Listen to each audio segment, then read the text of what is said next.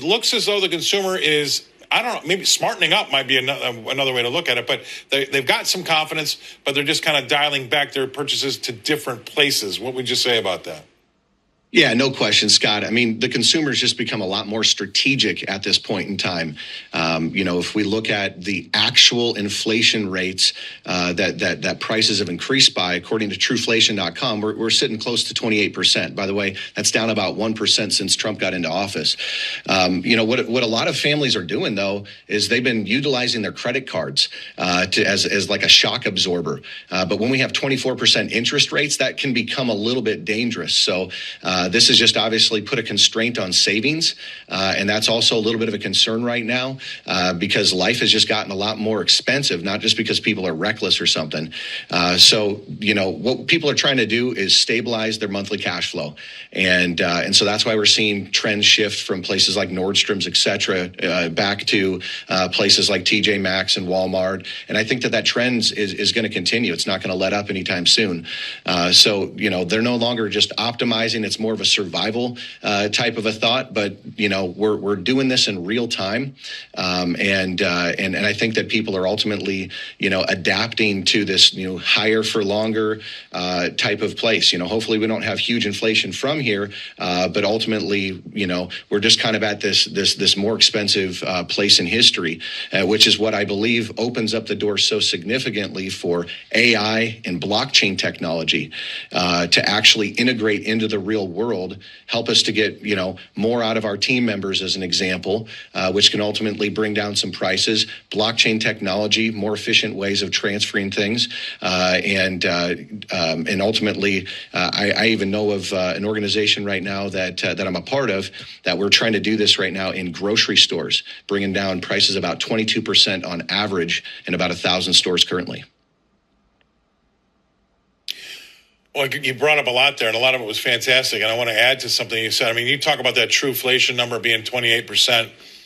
I mean, I think that's a much better number than the CPI or whatever people quote over the last 4 or 5 years. But I'll tell you this, David, I don't think that anybody watching the show thinks that whatever you put in your cart at Kroger in 2020 is, for $100 is now worth $128.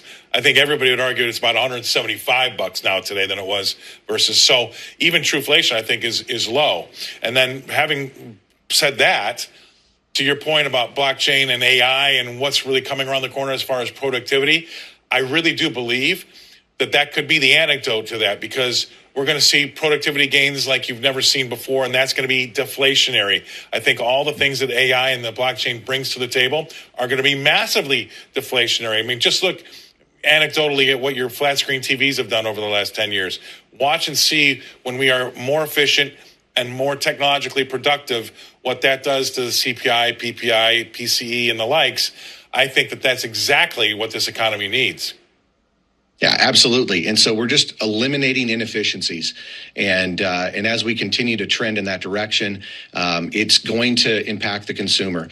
I mean, since President Trump's gotten into place here, even just eliminating a lot of the red tape that it takes to be an organization, the inefficiencies, the extra legal costs, et cetera, those are things that also drive prices down as well. And so our economy is just in the midst of a transition, and it's a bumpy ride. I think that there's some more bumps ahead of us, but ultimately we're going to be in a better place here long term as a result of these more efficient ways of transacting, doing things, being smarter. I mean, if AI can think 1,000,000 times faster than either you or myself, then as long as we can get this stuff to serve us in very efficient ways, then ultimately we're going to be pretty happy with the outcomes. Although it may eliminate some jobs at the same time. So, there's some challenges there too.